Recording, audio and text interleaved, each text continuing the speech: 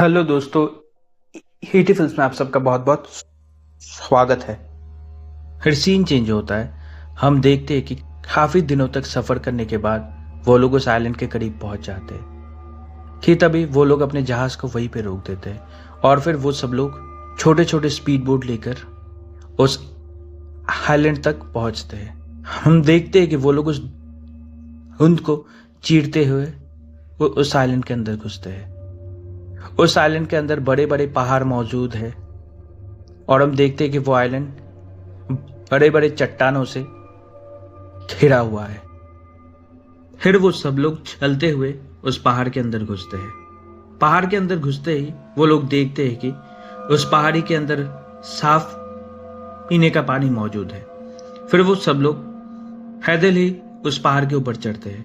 उस पहाड़ के ऊपर चढ़कर वो लोग देखते हैं कि उस पहाड़ी के ऊपर बड़े बड़े दीवारें मौजूद है और उन दीवारों के बीच में बड़ा सा गेट बना हुआ है।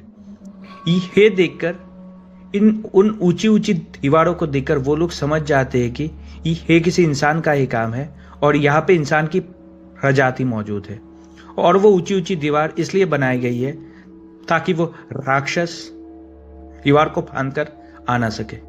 फिर वो सब लोग चुपके से उस दीवार के अंदर घुस जाते हैं ये देखने के लिए कि उस दीवार के अंदर क्या है।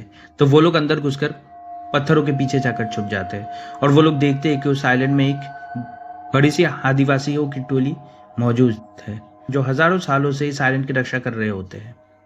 ही तभी फ्रेड और उसके दोस्त देखते हैं कि वो वहां के जमीन पे एक चिपचिपा सा पदार्थ मौजूद है और हम देखते हैं कि उस पदार्थ के ऊपर होंग के पैरों के निशान भी है।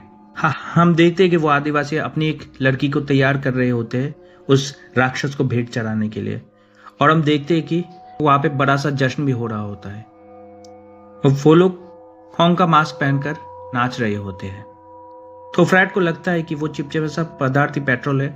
तो ये देखकर फ्रैड बहुत ही ज्यादा खुश हो कि तभी हम देखते हैं कि नाचते नाचते एक आदिवासी की नजर उनके ऊपर पड़ जाती है।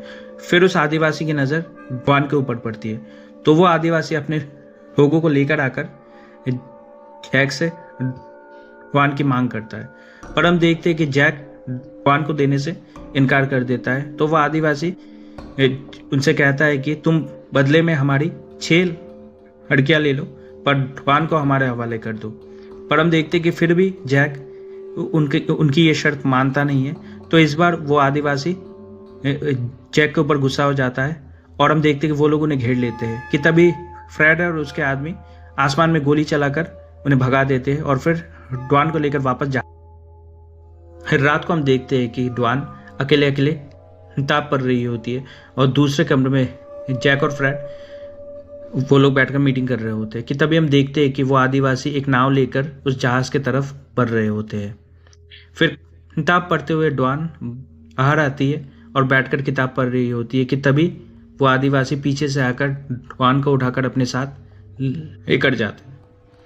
फिर जैक किसी काम से बाहर निकलता है तो जैक देखता है कि ड्वान वहाँ से गायब है और जैक की नज़र उन आदिवासियों के नेकलेस के ऊपर पड़ता है। तो जैक समझ जाता है कि वो आदिवासी ड्वान को उठाकर अपने साथ लेकर गए हैं। तो जैक जल्दी से जाकर फ्रेड को खबर करता है।